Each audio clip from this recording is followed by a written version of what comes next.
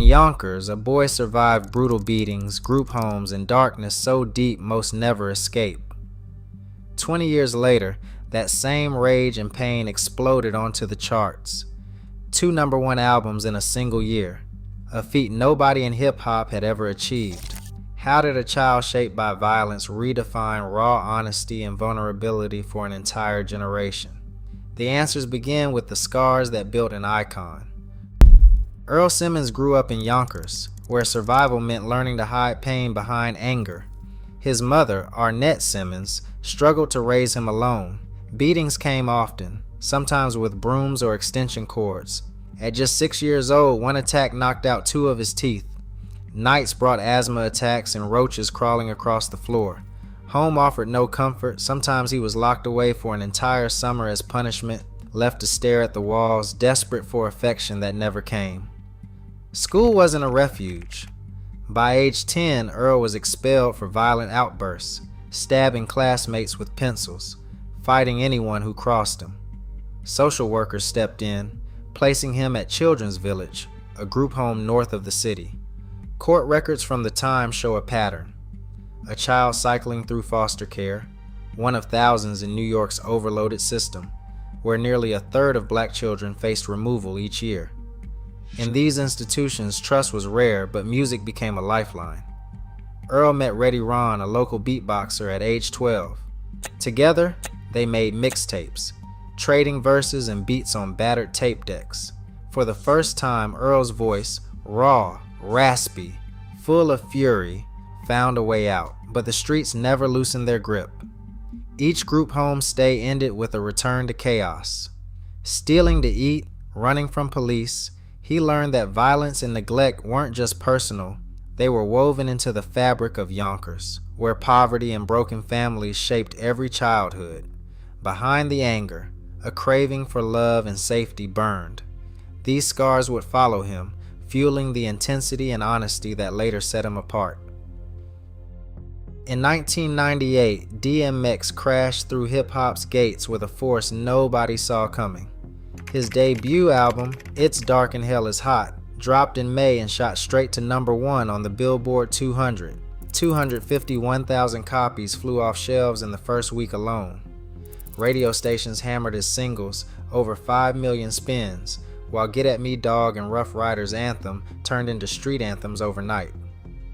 The intensity in his voice, the hunger in every verse, cut through the glossy sound dominating the charts at the time. But DMX wasn't finished. 7 months later, he delivered Flesh of My Flesh, Blood of My Blood. Again, #1, again, platinum sales. He became the first living artist to debut 2 albums at #1 in the same year, a feat that sent shockwaves through the industry. Behind the scenes, Def Jam's Leor Cohen had put $1 million bonus on the table if DMX could deliver a second album before year's end. DMX locked himself in the studio and recorded the entire project in about a month, driven by both hunger and the promise of that reward. The music industry scrambled to keep up. Critics and executives who once doubted him now scrambled for answers. Magazines like The Source ran features on his meteoric rise, while radio programmers raced to keep his songs in rotation. DMX's pain and power, once hidden in Yonkers, now boomed from car stereos and club speakers across the country. The world wasn't just listening, they couldn't turn away.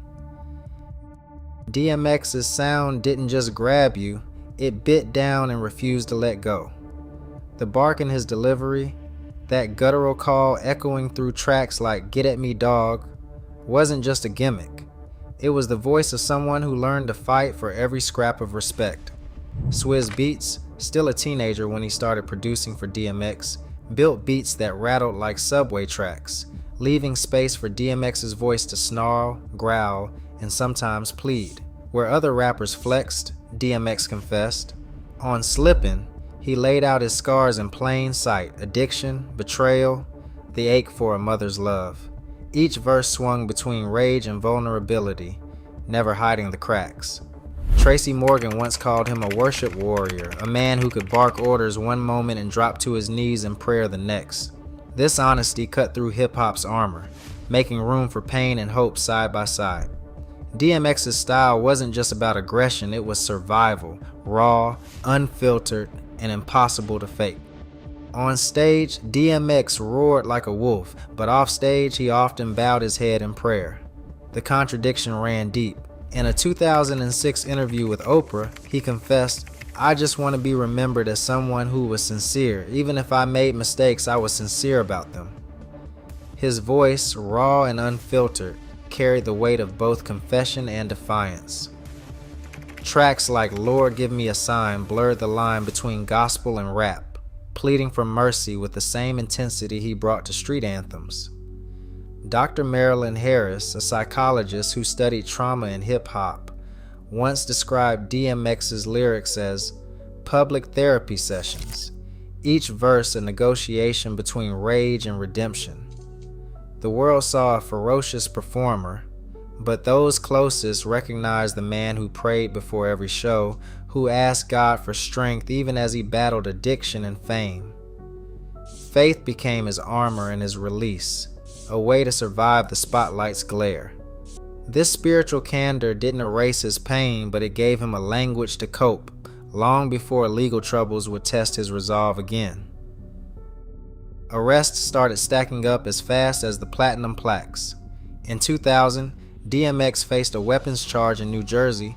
Police found a loaded pistol in his car after a traffic stop. 5 years later, a drug bust in White Plains brought more headlines, with officers seizing crack cocaine and OxyContin. Then came 2008. Animal cruelty and drug possession charges led to a 90-day jail sentence in Arizona after a raid on his home uncovered neglected pit bulls and more narcotics. Each court date pulled him from the studio, forcing tour cancellations and delaying albums. Record labels grew wary. Def Jam, once eager to cash in on his chaos, now demanded stability he couldn't promise. Rolling Stone splashed his mugshot across a cover, the headline reading, "The Trouble with DMX." Public fascination with his downfall only grew, fueling tabloid stories and industry whispers. While his voice still rattled speakers, contracts and courtrooms started to drown out the music. The pressure was relentless and the cracks began to show. By 2015, the fight was wearing him down. DMX checked into the Hazelden Betty Ford Rehab Center, his body battered by years of addiction and his spirit searching for peace. Headlines had shifted from platinum sales to court dates and hospital visits. Even as his health faltered, the music kept coming. In 2020, he released The Sins of the Father, a track that sounded like both confession and warning, his voice still raw but weighed down by years of struggle. On February 9, 2021, news broke that DMX had died at age 50. The world responded in a wave. His songs surged 350% on streaming platforms, and hashtag #XMemorial live streams drew millions. Fans gathered online and in the streets, mourning a man whose pain had always been public. In these final years, every attempt at recovery, every relapse, and every prayer felt like the last round in a fight he never wanted but couldn't escape. DMX's voice didn't fade with his passing, it multiplied. Kanye West credited him as a direct influence on the dark confessional tone of Yeezus, even listing him in the liner notes. Kendrick Lamar, in a 2015 interview, called DMX the first rapper who made him feel like pain and faith belonged in the same verse. Cardi B, on Instagram Live in 2019, said she studied his energy before every major performance, chasing that same raw connection with her audience. In Austin, a 2022 SXSW panel devoted an hour to dissecting his legacy, with artists and critics tracing the emotional honesty in today's hip-hop straight back to DMX's bark and broken prayers.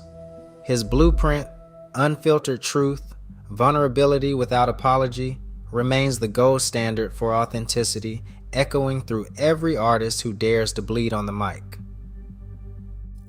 Authenticity in hip-hop is currency, and DMX set the price. Today, as mental health and vulnerability reshape the music industry, his legacy pushes artists to confront their own truths. His voice still echoes.